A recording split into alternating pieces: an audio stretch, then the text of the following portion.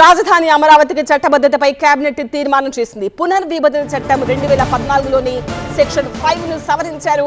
కొత్త రాజధానిగా సిఆర్డీఏ పరిధిలోని అమరావతి పేరుంటుంది.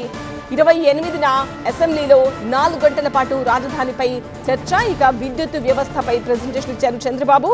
ఏప్రిల్ 14 లోపు ప్రతి నియోజకవర్గంలో 2000 చొప్పున సూర్యఘర్ కనెక్షన్ ఇవ్వాలని సీఎం ఆదేశించారు. ఆంధ్రప్రదేశ్ పునర్వ్యవస్థీకరణ చట్టం 2014లోని సెక్షన్ 5ను సవరించాలని భారత ప్రభుత్వాన్ని కోరుతూ ఏపీ అసెంబ్లీలో ప్రత్యేక తీర్మానం చేయడానికి కేబినెట్ ఆమోదం తెలిపింది.